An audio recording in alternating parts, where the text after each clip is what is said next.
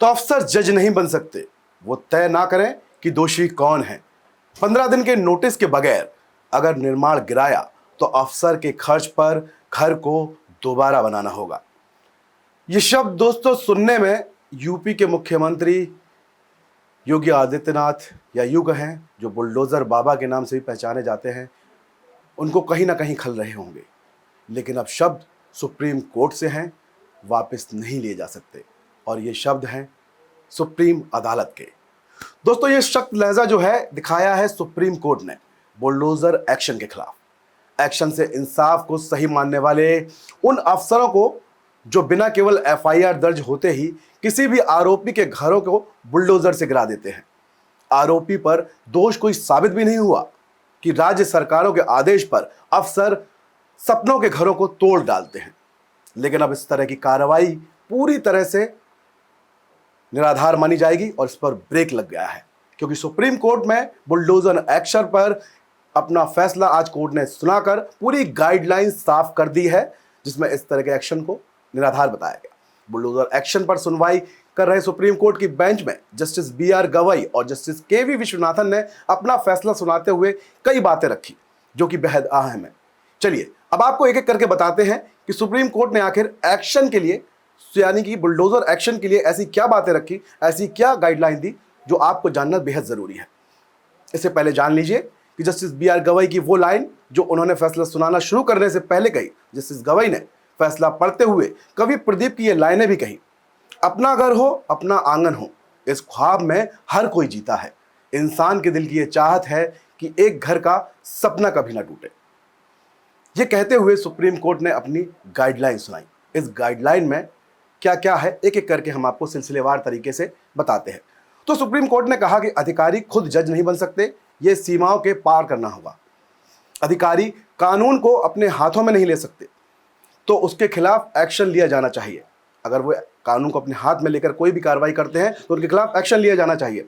गलत नियत से लिए गए एक्शन पर भी अधिकारी को बख्शा नहीं जा सकता। कोई सिर्फ आरोपी है, ऐसे में उसकी प्रॉपर्टी को गिराना बिल्कुल असंवैधानिक है। जब एक कंस्ट्रक्शन को अचानक गिराने के लिए चुना जाता है और दूसरे को नहीं, तो बदनीयती झलकती है।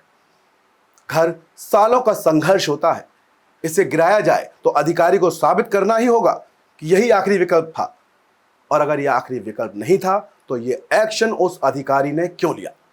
जब तक कोई दोष नहीं, वो निर्दोष है, उसका घर गिराना पूरे परिवार को दंडित करना जैसा है। यह मंजूरी नहीं है और इसे मंजूर नहीं किया जा सकता।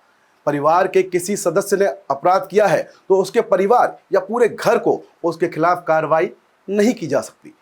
ये सारी लाइन जो है सुप्रीम कोर्ट ने आज बुलडोजर कार्रवाई को लेकर सुप्रीम कोर्ट में कही गई। दोस्तों कोर्ट के इस फैसले से साफ है कि अब अगर बेवजह किसी के आशियाने पर बुलडोजर चलाया गया तो उस एक्शन में लिप्त अधिकारियों की खैर नहीं होगी, क्योंकि सुप्रीम कोर्ट ने साफ कर दिया कि अधिकारी को अपने आप को जब खुद जज समझने लगते हैं और ये तय कर लेते हैं कौन दोषी है या नहीं, तो उनकी बदनीयती झलकती है। साथ ही सुप्रीम कोर्ट ने यह भी साफ कर दिया कि अगर ऐसा किया जाता है और घर तोड़ने के बाद यह साबित हो जाता है कि उनकी कार्रवाई पूरी तरह से गलत थी, तो दोबारा अधिकारी के पैसे से ही उसका घर बनवाया जाएगा। दोस्तों बहरहाल सुप्रीम कोर्ट का यह फैसला भले ही उनके लिए अच्छा साबित ना हो रहा हो, जो बुलडोजर एक्शन को इंसाफ मान बैठे थे, लेकिन उनके लिए राहत भरा फैसला है, जिनके परिवार तो पूरी तरह से निर्दोष है, लेकिन उनके परिवार का कोई सदस्य महज आरोपी बन जाए तो उनके घरों पर बुलडोजर चला दिया जाता था। यानी कि अब बुलडोजर जस्टिस के दिन पूरी तरह से लद गए हैं। दोस्तों तो सीधी सी बात है। हालांकि इस बात को अगर आप नजर डालें तो ऐसे कई मामले हैं, और खासतौर पर यूपी में ऐसा एक भी मामला अभी तक तो देखने में सामने नहीं आया कि किसी को बिना नोटिस या किसी को किसी बदनीयती की तरह से जो है बुलडोजर कार्रवाई की गई हो। लेकिन कई राज्यों में ऐसे मामले देखने को मिले, जिसके बाद सुप्रीम कोर्ट कई लोग पहुंचे, दरवाजा खटखटाया और आज कहीं जाकर सुप्रीम कोर्ट ने यह फैसला सुनाया। तो सीधी सी बात है, अगर आप गलत नहीं हैं तो डरने की जरूरत नहीं है। कोई आपके घर को तोड़ नहीं सकता। बुलडोजर की कार्रवाई होगी, पर उसके लिए पैमाने निर्धारित किए गए हैं। बाकी इस पूरे मामले पर और इस तरह से जुड़ी हर खबरों को हम आप तक पहुंचाते रहेंगे दोस्तों, क्योंकि हमें बुलंद भारत टीवी, ताकत आपकी।